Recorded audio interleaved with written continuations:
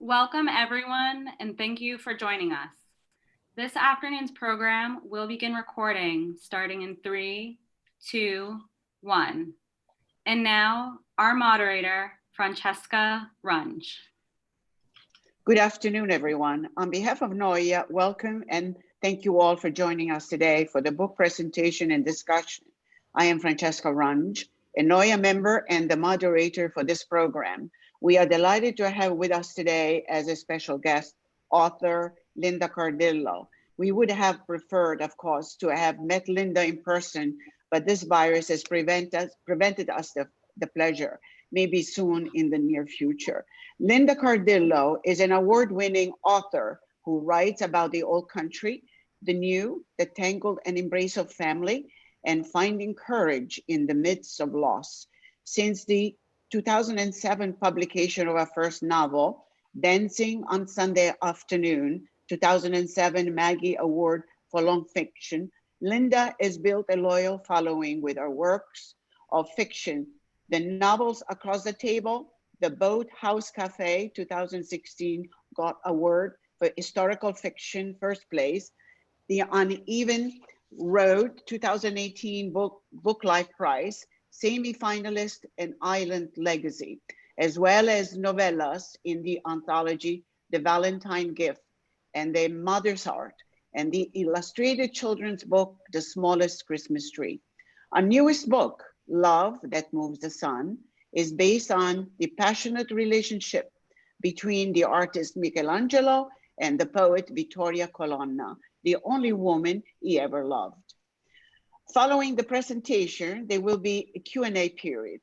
So please be sure to drop your questions for Linda using the Q&A function, which you can be found at the bottom of your screen. Also, be on the lookout in the chat for supplemental links. And now it's my pleasure to present to you our special guest, Linda Cardillo. Thank you, Francesca. And you're welcome. Also to thank NOIAW for, first of all, inviting me to give this presentation, but also for the wonderful support that NOIAW's provided me over the years in my writing career. Makes me very proud to be an Italian-American woman. What I'm going to be talking about today is how I came to discover Vittoria Colonna. And I often, sometimes if I'm in a group speaking in person, I ask people how many of them had actually heard of her before my book, and most people had not.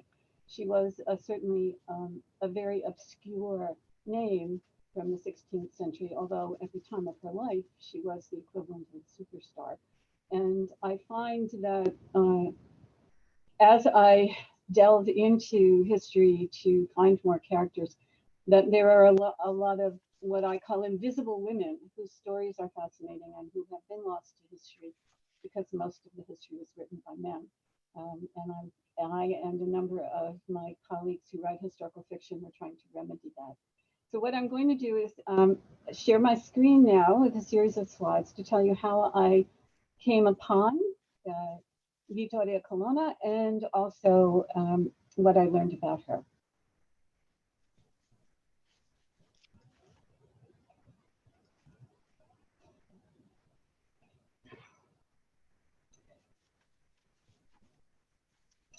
So how did I get there? Well, it started with a suggestion from my agent who just sort of poked me a little bit and asked me if I thought about writing historical fiction. My 4 previous books to this one were set in the 20th century, but early 20th century. My first book, Dancing on Sunday Afternoons, was the story of my immigrant Italian grandparents and how I discovered their story through the letters that they had left behind. I then wrote stories that were very definitely set in historical periods in the 20th century, World War II, the Vietnam War, and the Cold War in Germany and Poland. So it wasn't a far stretch for me to consider historical fiction, but I really knew when I started out that I wanted to write something about Italian women. And I thought, well, let me see what I might just Google Italian women artists. And this is what I found. There was an exhibition just a couple of years before I Googled, by the National Museum of Women in the Arts, which is a gem of a museum in Washington, D.C. If you've never been there, I encourage you. And they had done this exhibition of Italian women artists from Renaissance to Baroque. I discovered within its beautifully illustrated pages a number of Italian Renaissance painters who were women, but I also then, with further research, discovered that they'd already had books and movies made about them. And I thought, well, no, I want to do something. I want to find someone who people have not yet heard about. And what I discovered was that there were, particularly during the Renaissance, women who served as patrons of the arts. They were often wealthy, powerful, and they often would take under their wing a particular artist or commission a painting. And this is what I discovered, that the painting Titian, this is one of the most famous of Titian's paintings, and also one of the most famous of Mary Magdalene paintings, was commissioned by Vittoria Colonna. And so I thought, well, who is this woman? Let me find out a little bit more about her. And in order to do that, as all historical writers of historical fiction know, it's research, research, research before you put a single word on the page. I started with books because I'm a reader as well as a writer. I fortunately live in an area that's rich with universities, and I had access particularly to the Mount Holyoke College Library, where I would sort of go on the weekends and sort of roam through the stacks and pick out anything that I thought might help me. It's a mix, it was a mix of original sources. As you can see, Paolo Giovio here was a contemporary of Vittoria Colonna. Others were historians or professors of literature who were exploring her poetry. So that was another advantage, that I had her poetry and words written specifically by her. This is just a selection of the many books and articles that I was able to access. I was also very fortunate in that in my local library, there was a research librarian who was thrilled to be helping me. I would go in with my list of obscure journal articles, and she would go into the many databases that the library had access to and get me those articles whenever I needed them. So there I was, sort of pouring through the letters and the poetry of both Vittoria and Michelangelo. I had one of the books that I used was Michelangelo's notebook, so I had his sort of own journal, as well as his poetry. And of course, I had Vittoria's poetry. And that is where I basically discovered that there was this intense relationship between them. But I also knew that research needed to be done beyond the written word. And so what I wanted to do was find out where she lived. I feel that place plays a significant role in shaping a character, and I definitely wanted to have a sense of walking in Vittoria's footsteps. And the first place I went was Ischia. And I'll be showing you a series of pictures that also have quotations from the novel, because these places inspired me so much and also helped me to understand where she was in her life. And here's this rocky isolata connected to the main island of Ischia, where the castle where she lived is still in existence. And there it is up at the top of the mountain. This, by the way, was a photograph I took from my hotel balcony right across from Isolata and the Castello. To get to the Castello, I learned that you had to go through the mountains. The Ischia is a volcanic island, and for protection during the Renaissance, the only way to access the island was a tunnel through this volcanic mountain. And so I had a very visceral experience of going through the tunnel, and was able then to create that experience of Vittoria as a little girl when she first arrived on Ischia at the age of 10. This is the ruin of the cathedral where Vittoria was married. And so again, there is a quotation from the novel on her wedding day when she married Ferrante d'Avalos. And again, another view of the castle and its immensity. The walls still exist, the external walls, and you can just see a part of them here. But it is quite high and really impregnable. It was quite impossible for enemies to reach the castello. The other thing that I felt in terms of walking in her footsteps was seeing the vistas that she saw, and knowing that she spent a great deal of her life on this island, looking out over the ramparts, what she felt. This is a quotation when she is waiting for word of her husband who has been fought in his first battle. And again, another vista. I think that the smells and the sights and the texture of the land was very important to me in creating the environment in which she lived. But she didn't just live in Ischia. She was a Roman by birth, a Colonna. And the Palazzo Colonna still exists in Rome. And it is the Colonna still live there. The family is an ancient Roman family. And I discovered that on Saturday mornings in the summer, they open the palace. They have a gallery with thousands of works of art. It's one of the largest collections of art in Europe. And then you're also allowed to tour the royal apartments. And so I did that and took some photographs that day when I was inside the royal apartments, quite different from the environment on Ischia. And I was able to do those two trips and compare the environments in which she lived. Another important place in Rome to the Colonna family and to Vittoria herself is the Basilica of St. John Lateran. It is the Colonna church. There is a Colonna chapel, and Pope Martin V was a Colonna, and it was he who had this basilica built. And this is the Colonna's column. This column on a red field is their symbol, their coat of arms. And it actually appears embedded in the mosaics all the way up from the back of the church to the altar. And was a source, as you can see, of great pride for the Colonna family. The Basilica of St. John Lateran is also the church where popes are crowned. And so there is a scene in the novel where Vittoria travels to Rome as a young bride to stay with her family at the Palazzo and attend the coronation of Pope Leo, who was actually one of the first popes that she as an adult had interaction with. Also the Sistine Chapel.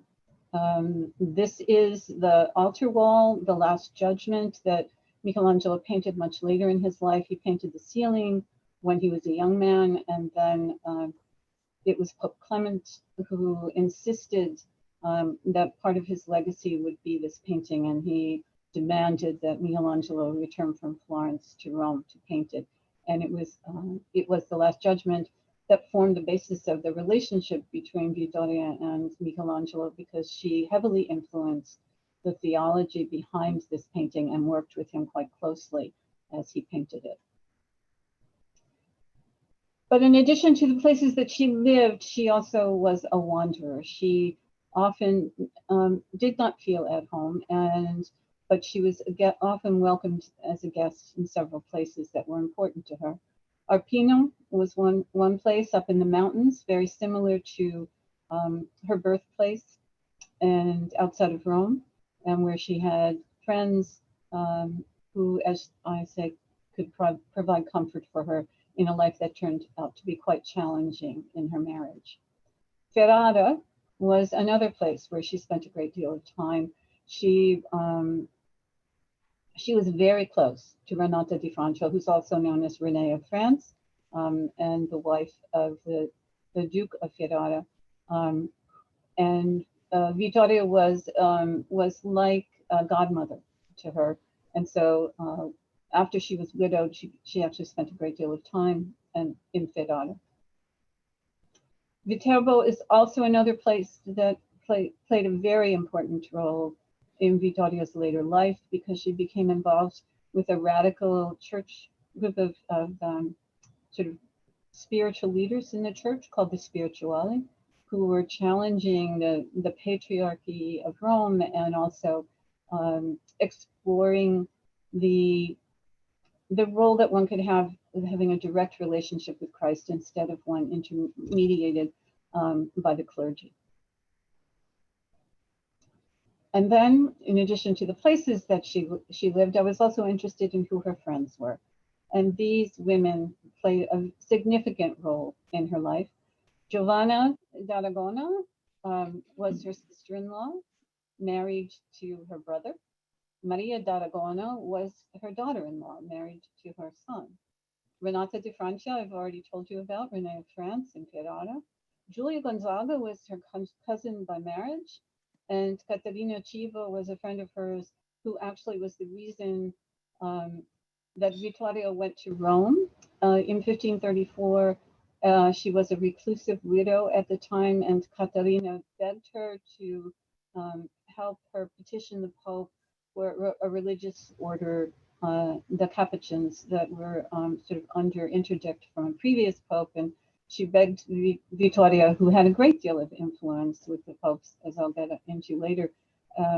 And so reluctantly, Vittoria traveled to Rome to help her friend Caterina. All of these women, as I say, are fascinating. And in fact, I am at work researching another novel of the Renaissance that's based on the life of Giulia Gonzaga. And then, of course, the writers of historical fiction have to be very accurate about things like dress and food. And so what I used was paintings to make sure that I was depicting accurately how first Vittoria as a child would have been dressed, because the book opens when she is only 10. And then later in life as a noblewoman. And this painting here, which is of Vittoria herself, hangs in the gallery at the Palazzo Colonna. And as you can see, I used it in the book to describe, this is the gown she wears for the coronation of Pope Leo. And then this, because she had married a Spaniard, she often wore clothing that was reflective of Spanish culture. And it is indeed, when Michelangelo sees her for the first time, as I described in the he sees her in the Vatican, she is wearing a dress like this. This painting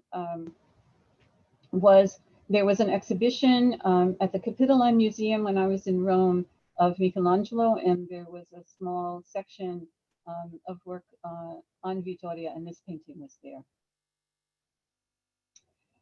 Finally, so this is after all of my trips and my reading. I also was fortunate enough to go to 4 museum exhibitions, both in Boston and New York and Rome.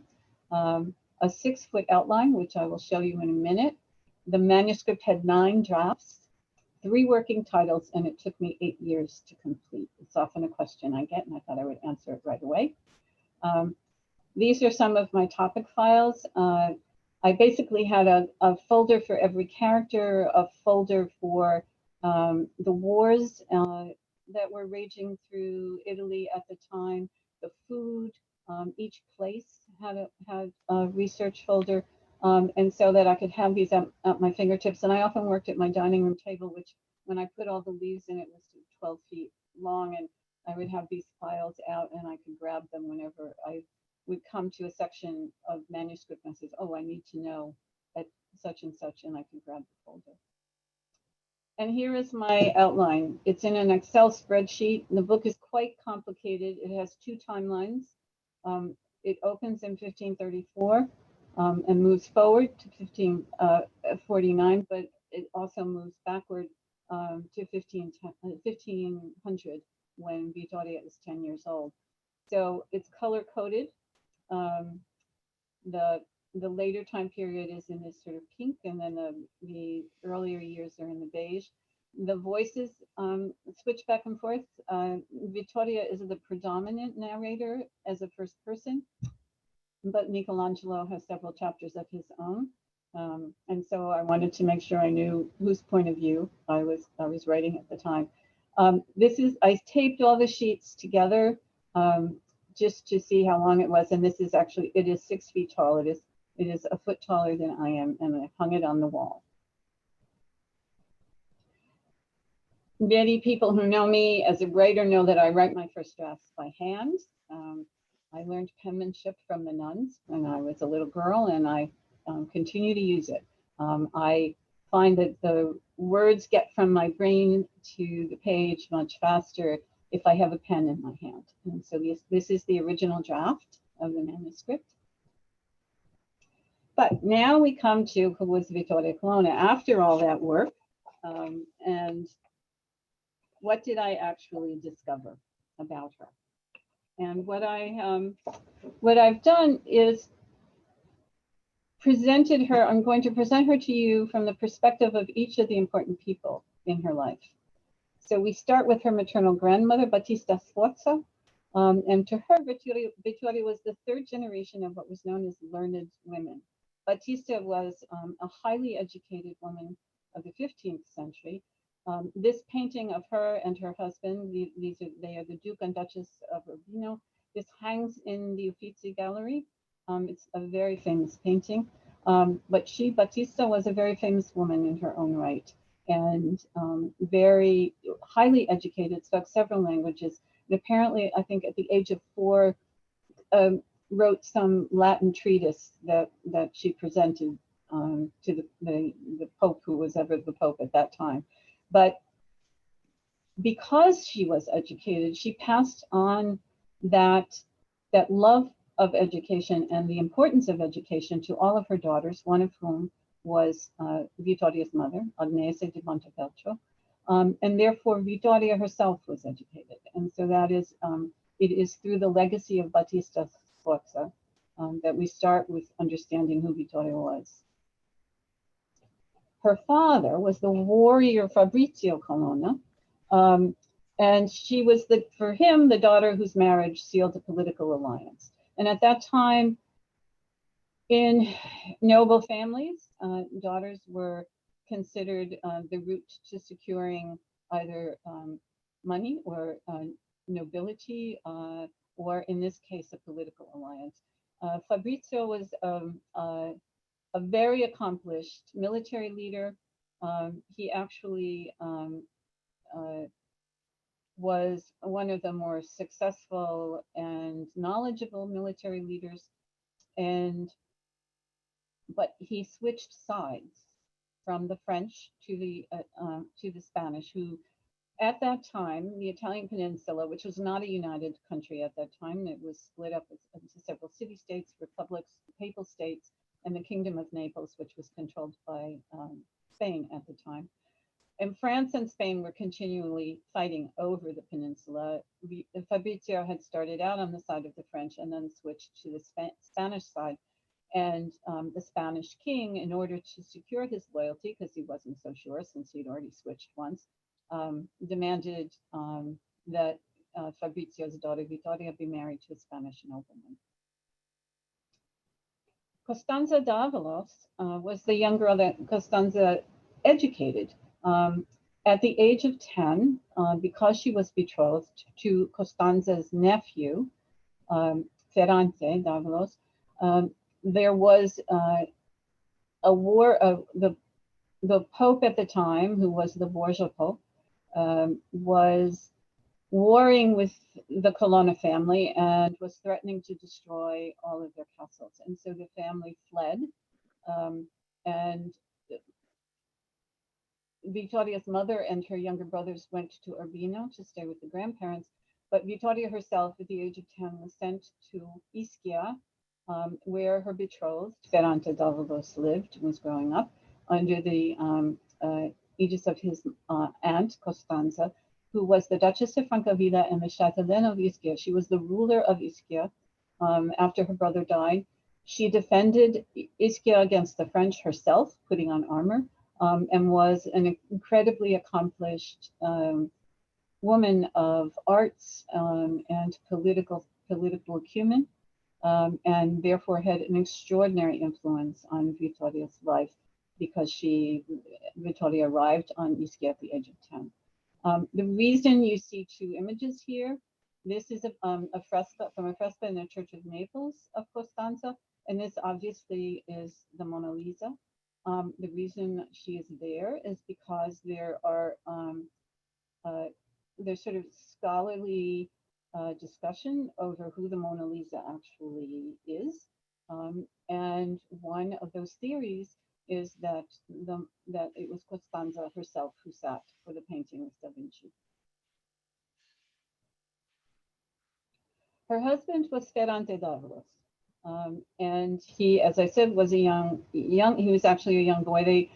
He and Vittoria are actually the same age, which is highly unusual in Renaissance marriages. Quite often, a young girl of 14, 15 would be betrothed to a much older man who often was a widower. But this was a match of two people of the same age. And in that they were quite fortunate. Because they grew up together under the guidance of Costanza on Ischia. And so they had a background of friendship before they actually married. And they actually married late. Vittoria was 19 when she married, which was late for a Renaissance girl to be married.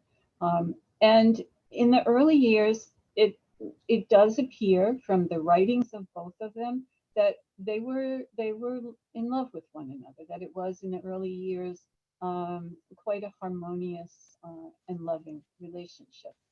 Unfortunately, that changed as Ferrante, because he was a soldier like most noble men at the time, and he fought under Fabrizio, Vittoria's father. And after their first 3 years of marriage, there was a sort of relative period of peace, and then they went to war again with the French.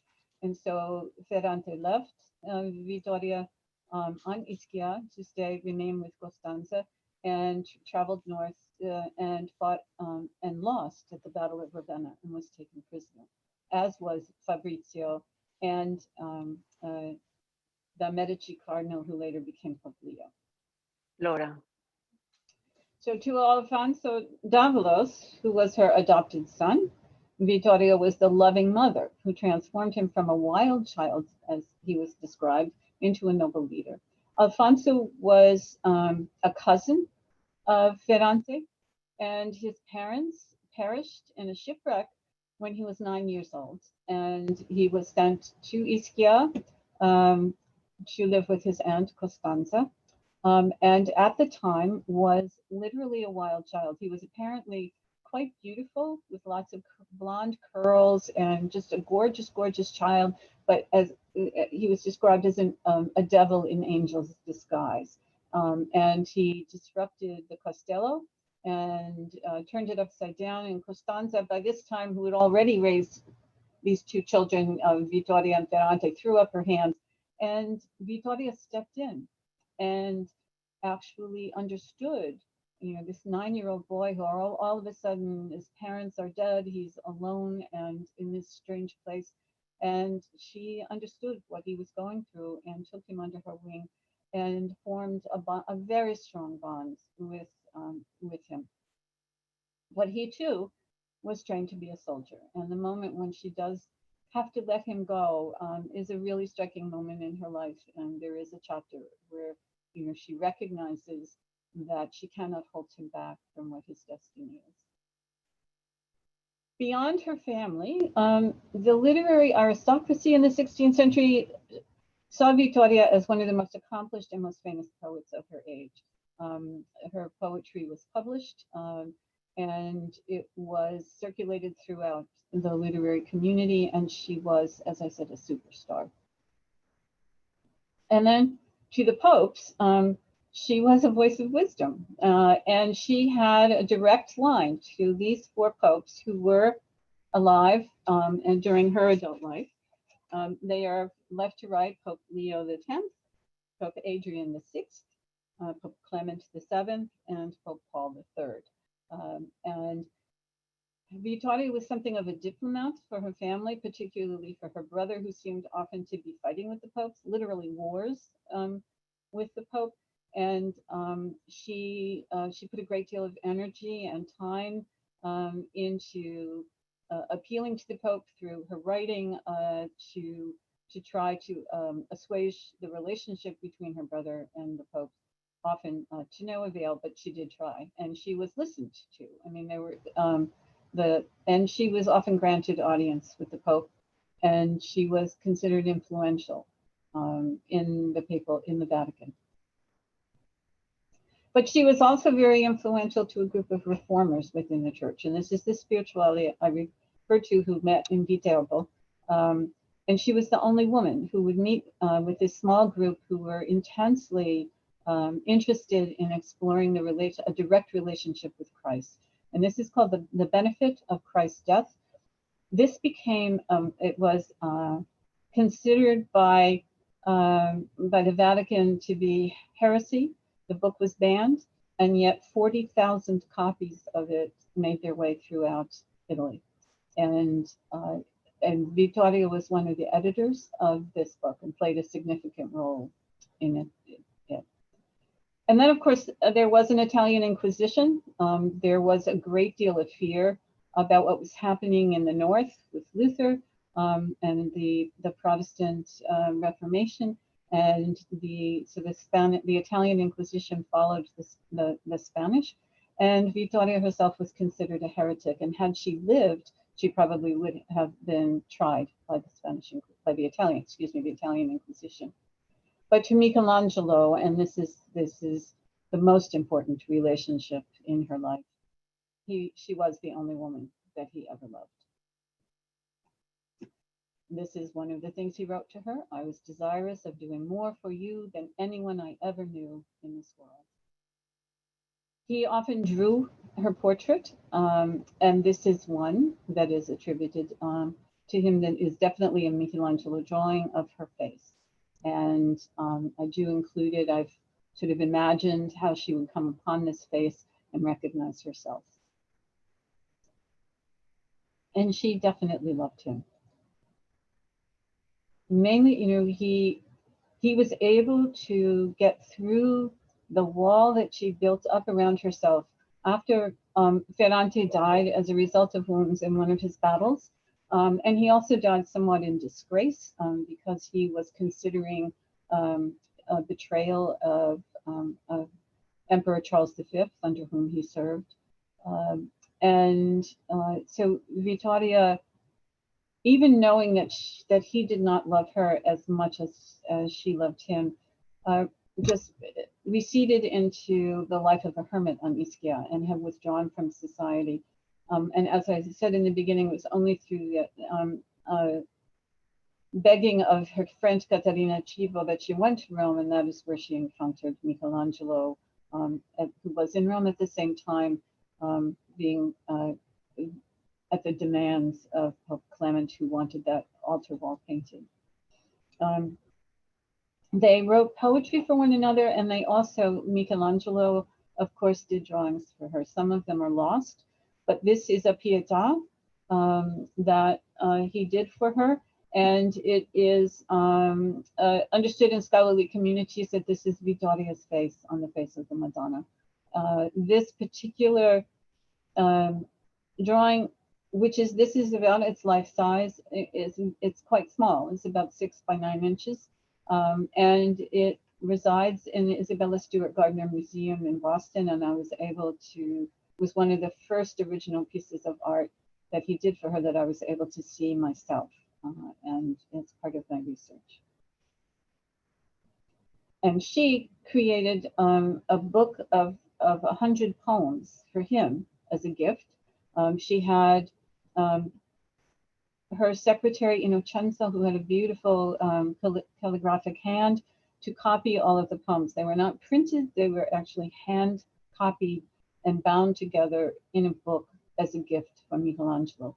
And over the years of research, I had known about the book, but I'd never seen it. And a few years ago, the Metropolitan Museum of New York had an exhibition, a huge exhibition of Michelangelo that I took a day and went down to see, and filled with wonderful, wonderful things that have been gathered from all over the world. And in fact, they recreated the ceiling of the Sistine Chapel and the ceiling of one of the galleries through flat screen TVs. It was just magnificent.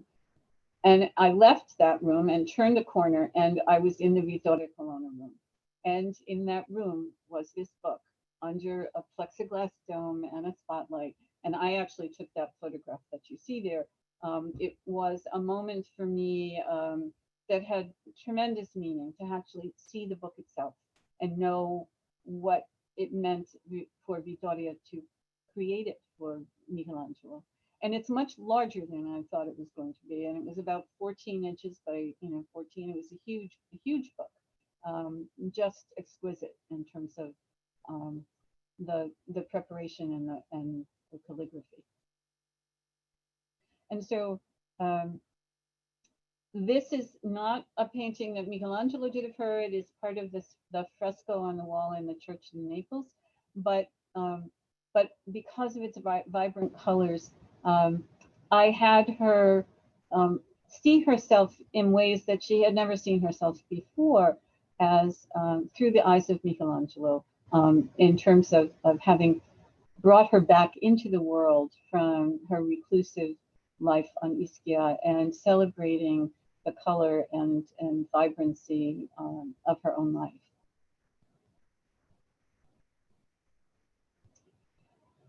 And this is just the cover of the book and just a few of the awards that it has won in the last 2 years since it's come out. And what I'm going to do right now is to read one passage from the novel. This is Vittoria speaking in 1536. She has known Michelangelo now for 2 years. My friendship with Michelangelo is an enigma. To the world that stumbles upon us, poring over sketches in the shadows of the Sistine scaffolding, we are an incomprehensible pair. The pious, reclusive widow and the rough-hewn, obstinate thorn in every pontiff's side. But to me, our deepening connection staggers my imagination. For over 20 years, Michelangelo resided dormant in my heart, a seed dropped on unintended and untended ground. Despite my vow in the Sistine Chapel as a young woman, I allowed the demands of my challenging marriage, my responsibilities to my adopted son, and the tides of history to submerge a need I now recognize as profound. Michelangelo believes I am leading him on this shared journey. I argue with him about this misconception, grasping on a visceral level the frustration Pope Clement often expressed when confronted by Michelangelo's immovable opinions. He sometimes appears to be willfully blind, not only to his capacity to grasp what we are seeking together, but also to his significant role in leading me. He, the observer with such acute powers, shuts his eyes when he's looking at himself. Am I equally guilty of self-deception? Pain is no mystery to me. I transmute sorrow into a spiritual food, nourishing my poetry. What has been missing from my life is joy. Am I willing to embrace it now, or will I retreat once again to a hollow piety defined by an outward restraint that denies and camouflages my inner turmoil? Michelangelo has introduced me to exuberance, to the embrace of life in all its squalor and vitality. His images, not just the raw and perceptive sketches of me he throws down on the page and into my soul, but all the striving, reaching souls that populate his art, they pull me away from my old self. St. Paul exhorts the Colossians, new in their relationship with Christ, to put on new garments and clothe yourselves with compassion, kindness, humility, gentleness, and patience. For so long, I have held myself apart, too consumed with my own suffering to offer kindness and compassion to anyone else. Opening my heart to Michelangelo requires me to break into pieces, become a shattered vessel. I surprise myself with the violence of this choice of words, and then I rebuke my timidity. I am no stranger to the fierceness and ferocity of Christ's message to us.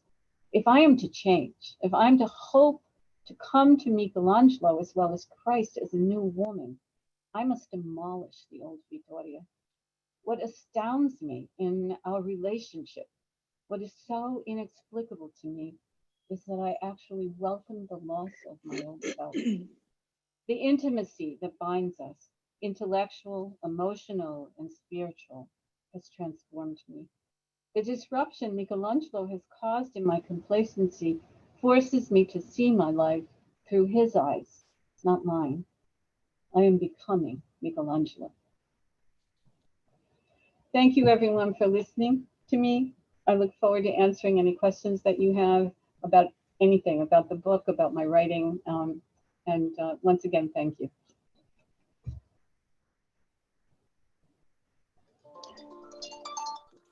We have a number of questions, actually.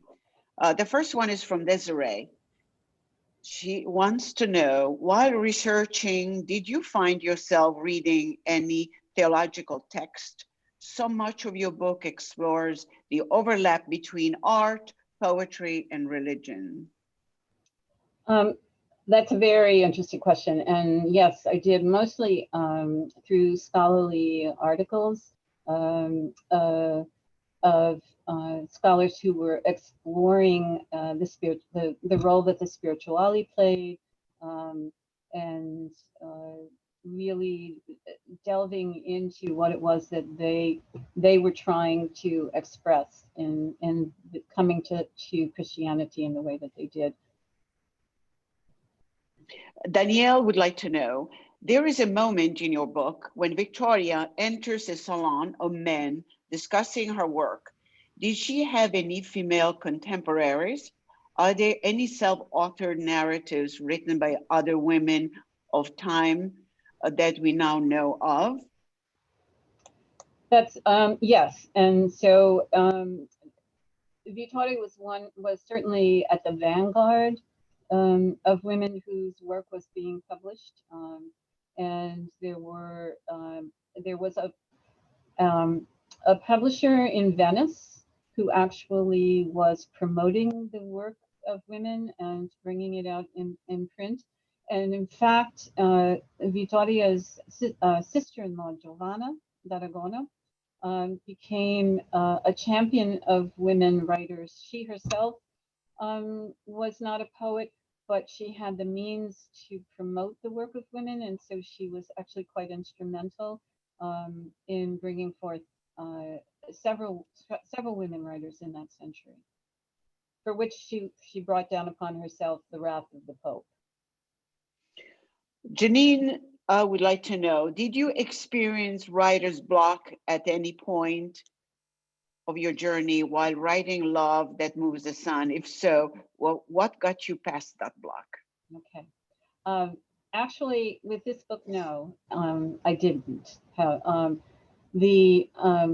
What I did experience after, and as I pointed out earlier, there were 9 drafts of this manuscript. And I had, when I initially, the earlier versions of the manuscript were quite linear, starting when she was 10 and moving forward in her life up until her death at the age of 59. But when my editor got her hands on it, and also some of my beta readers, they all said to me the same thing. The relationship with Michelangelo is so central to this story, and yet he doesn't show up until page 300. Is there any way to make that happen sooner? And I sort of threw up my hands and said, well, life, I can't exactly change the way, I can't change history. However, what I did need to do is sort of really sort of go away and think about how to make the relationship more central to the story. And that is where that Excel spreadsheet, that multicolored Excel spreadsheet came out, when I sort of finally had this sort of insight that I could flip the story and start the book where they met, at the moment that they met, and then move back and forth in time. And so that, but it took me several months of really sort of thinking and trying to understand the best way to tell the story and to make that relationship central. But they were all right. My editor, my beta readers were right on that was what I needed to do. You said that you wrote 9 drafts. Did you do them all by hand?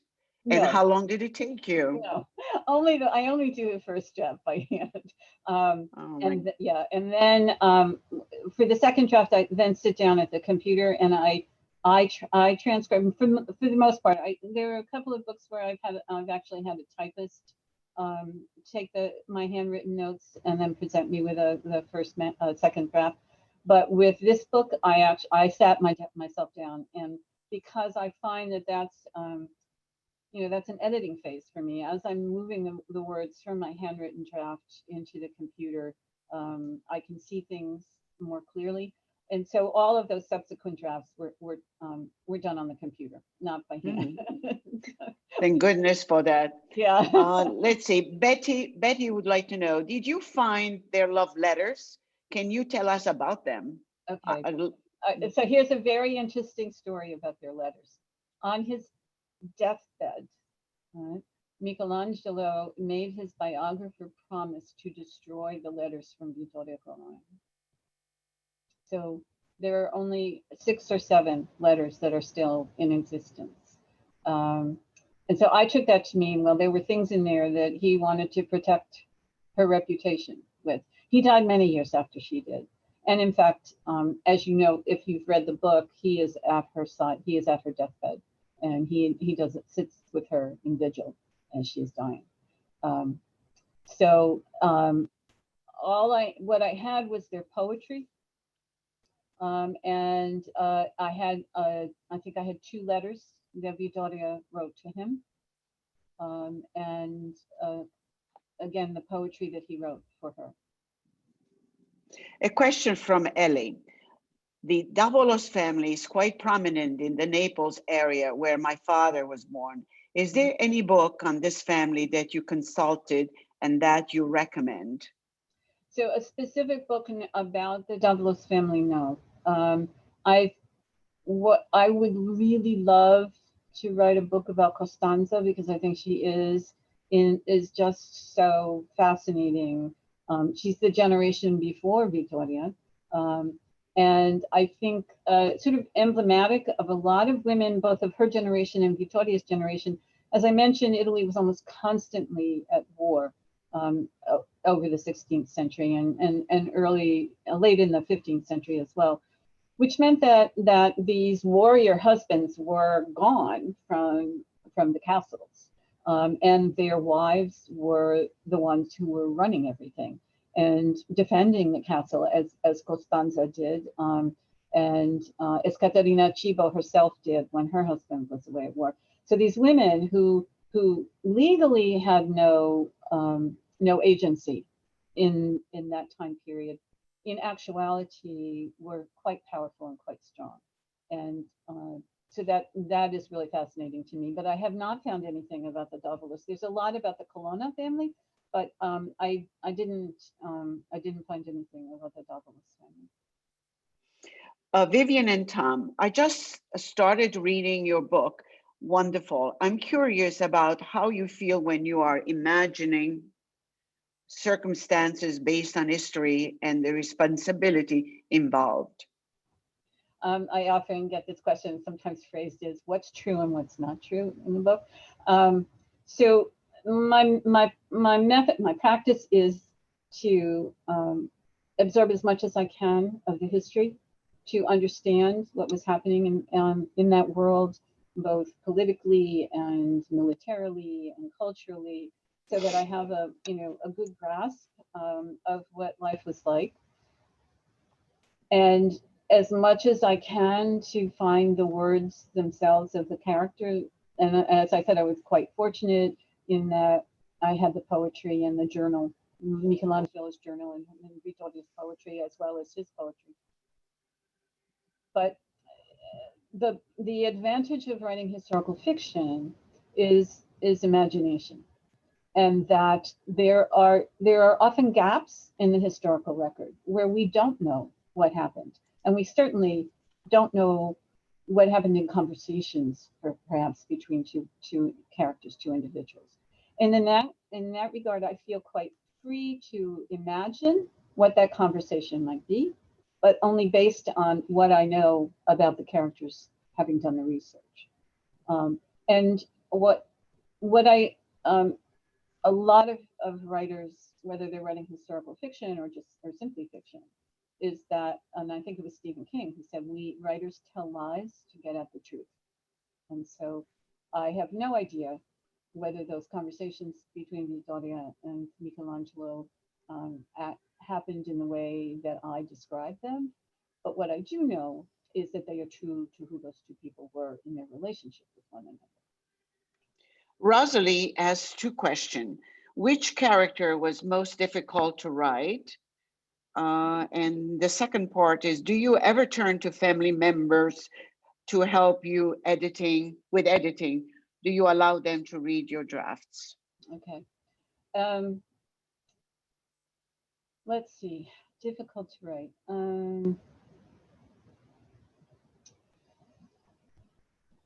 Ferrante, perhaps, was the most difficult to try to create him as more than one-dimensional, and to get to sort of step back from my judgment of his betrayal, and to sort of understand him in the context of what 16th century Italian men were like. As far as the question of editing, so for many years, my husband worked out of state and would fly home every other weekend. And so I had lots of quiet time to write, fortunately, while he was away. But in the evenings, we spoke every night at 10 o'clock. And what I would do was I would read to him aloud the chapter, whatever I had written that day. And then he would respond and give me feedback. And that I do that not just with this book, with most of my books. I read them aloud to him. Let's see. Betty would like to know, where do you live now? I live in Western New England, so not very far. I'm sort of kind of fortunately living between Boston and New York City, so I can get to each city very easily, but I live in a more rural part of the state on the Connecticut River. Carolyn would like to know, are you familiar with Rami Targoff's bio of Vittoria Colonna from 2018? I didn't see it in your bibliography. Thank you. No, because I had already finished the book and it was in production when her book came out. And so I did not use it. I have a little interesting story to tell though about that. A friend of mine was at a lecture at the Gardner Museum one day, and he happened to speak with her, and she mentioned that this book was coming out, and so I found out ahead of time that that the book was imminent, that it was about to. And I was sort of thinking, oh, somebody got there before me in writing about Vittoria Colonna, because I think her book came out about 6 months, I think, before mine did, maybe a little bit longer. I'm not quite sure. And I can remember like calling up my editor and just like panicking, that there's going to be a book out already before mine about Vittoria. But she pointed out, first of all, Rani's book is a biography, it's not fiction. And second of all, she thought that it would be good that there be increased interest in Vittoria Colonna, and she was right, that there seems to be a sort of renaissance, if I can use the word, of interest in Vittoria and women like her, of her generation and her century. Mm-hmm. Betty would like to know, is anyone making a movie out of this book? They should. Oh, how I wish. If anybody out there is listening and has, sort of contacts out there in film world, please get in touch. I would just adore it if someone would pick up the movie rights. Carol, I am looking forward to reading your book. is there any evidence that their relationship, which was intellectual and mutually affirmative, has a romantic element? That's a question I get quite often, and my feeling is there's sort of mixed. There was sort of mixed scholarship about the nature of the relationship, and what I felt was, given the depth of their intimacy on the spiritual and intellectual and emotional level, that it's quite possible that there was a physical component to the relationship. And yes, Michelangelo was certainly known to be a homosexual, but that doesn't mean that he did not love her.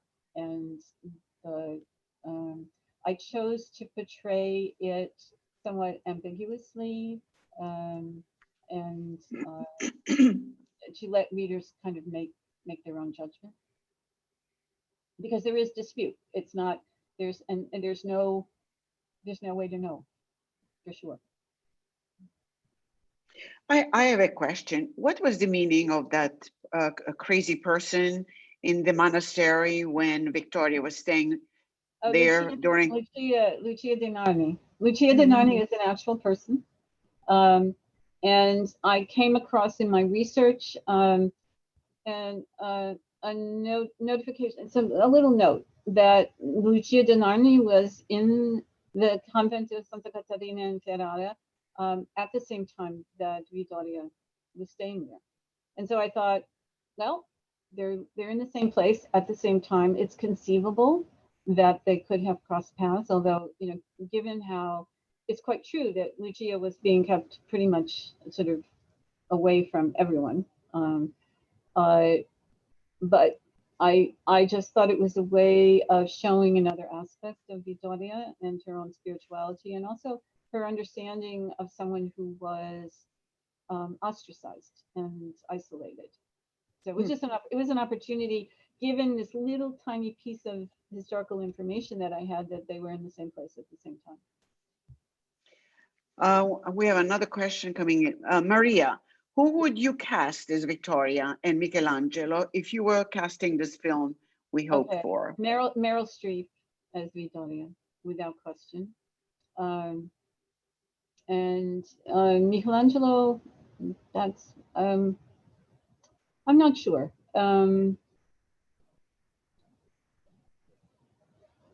I probably would have liked Sean Connery, but that's too late, you know.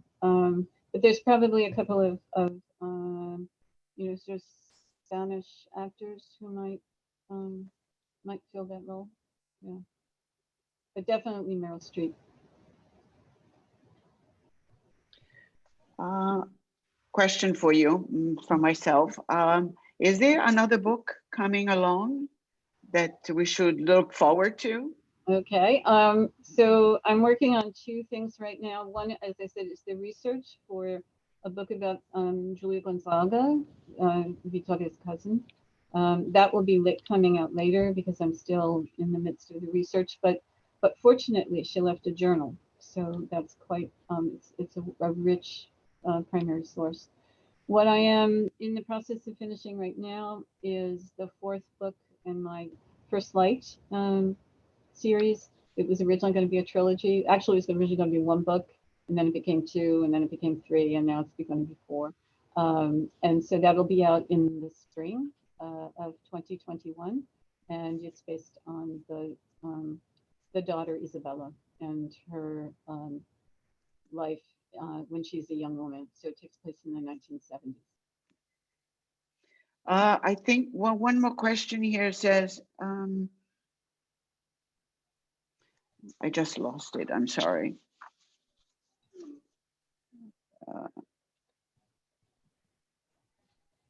Angelica, thank you for writing Love That Moves the Sun and illuminating or the agency involved in writing, especially for women. Do you find there's something inherently psychological about Vittoria's poems, Michelangelo's art? Definitely. And there's, you know, there were some very problematic aspects of Vittoria's life. It's quite possible that she was anorexic. You know, she took upon herself a great deal of physical self-punishment as part of what she thought was her spiritual journey. And I tried to portray that in the book, and Michelangelo's role in pulling her away from that. I think at times it's very difficult for us as 21st century women in particular to place ourselves in the minds of the 16th century woman and the restrictions that were sort of hemming her in her agency, and what she had to do in order to rise above and beyond those restrictions. Nancy, was Victoria as another religious figure depicted in any of Michelangelo's frescoes in the Sistine Chapel, showing her importance in his life? I'm not sure if her face appears in the Last Judgment, but it very well could, because he used her face in his sketches, and he would often do these sort of sketches, preliminary sketches. And if you've ever seen the Museum of Fine Arts in Boston a few years ago did an exhibition of his drawings, and quite often you would see a large sheet of drawing paper with a hand or an elbow or the side, a profile, all over the page. Like he would just be sort of like as if he were doodling. And he certainly used her face in those sketches. So it's quite possible. Although I don't know whether there's any scholarly investigation into that. I didn't find any. This is questions from me. Did you always know you wanted to be a writer, or was there a moment when you said, yes, this is what I think I should be doing? Oh, I wanted to be a writer from the time I was a little girl. And, so I was making up stories. When I got to college, I definitely wanted to pursue that, and majored in American literature and started writing sporadically at that time. I was able, fortunately, to get a job in publishing just a couple of years after graduation at a Boston publishing house, although it was in their college textbook division, not in their literary division. But over time, I sort of I had started a lot of things, but not finished them. I have journals filled with, sort of remnants and tidbits. And it was only later in life, after I was the mother of 3 children and found myself what I consider to be on sabbatical in Germany. My husband had gotten a transfer with his company, and we picked up our family and moved to Germany. And I was no longer working full time. I moved from the Boston publishing house to a New York business publisher that I was writing for. And I thought, well, here's my opportunity. Let me use this time when I'm not working to start really seriously writing my novel. And it was at that time that I received the gift of my grandparents' love letters, and took that as the seed for my first novel, Dancing on Sunday Afternoons, which took me 10 years to write, because I was raising 3 kids and then, getting up early in the morning or staying up late at night after my mothering, etc., was done, so that I could write a few pages a day. And when I finished that, it took me 5 years to find an agent. And I finally did find an agent. It took her another year and 25 publisher rejections before she, the 26th editor, said yes. So it was a very long journey from the time of being a little girl who wanted to write stories. But once I sort of broke through that barrier, and my first book was published, I've now written 10 and have number 11, sort of fast coming to completion, and number 12 already mapped out in my head. So I often, when people ask me this, and especially if it's young writers, I tell them to be persistent and not give up, because I didn't. I'm good for you. Doing what good for you.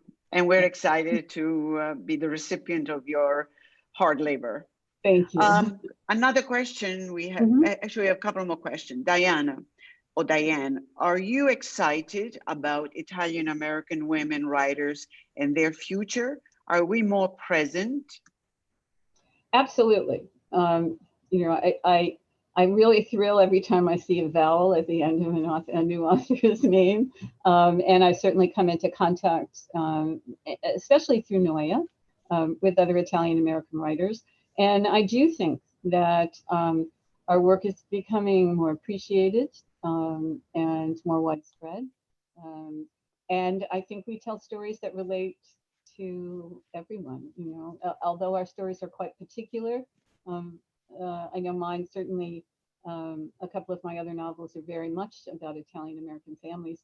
And I get letters from people who say, you know, I didn't grow up in an Italian-American family, but my family was like this. So I do think that we're riding a wave, and I hope that all of you out there will support the Italian-American writers that you come across. Thank you. We have one more question. What part of Italy is your family from? Your mother and father? Yep, my paternal grandparents are from Vicino d'Avellino in a little village called Vendegano, and my maternal grandparents come from Eboli, so southern Italy. Christ they both stopped in families, Eboli.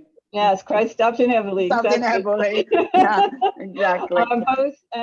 Both families came to this country at about the same time, early 1900s. And although my paternal grandparents were wealthier, they were less traditional. They were educated, not illiterate, as 90% of the Italian immigrants. But two very different kinds of families, but a very rich history among both of them that I've been able to tap into. Well, it appears that as all things, good things come to an end. Our time is running out. So on behalf of NOIAW is a great New York region and the Long Island Network, thank you all for attending and participating. And of course, special thanks to Linda Cardillo for sharing with us our beautiful story. If you are interested in learning more about NOIAW, our programs, or wish to join us as a member, please visit our website, www.noiaw.org. But before we go, I would like to mention a couple of things. The Long Island Network has an event coming up in December, which is Saturday, December 12th. It will be again virtual, as you've realized by now. It will be a holiday cooking demonstration from Agatha Musco. She was a wise woman several years ago. And we will have some music or sing along. And then one particular special event NOIAW, National NOIAW is hosting is the annual Epiphany celebration. More detail, that will be a combined regional affair. More details will follow. So at this point, I would like to thank again, Linda, you were wonderful. Thank you for your time and informative session. Again, thank you all, and please enjoy the rest of your weekend. It is a pleasure to be with you today. Thank you. Thank you.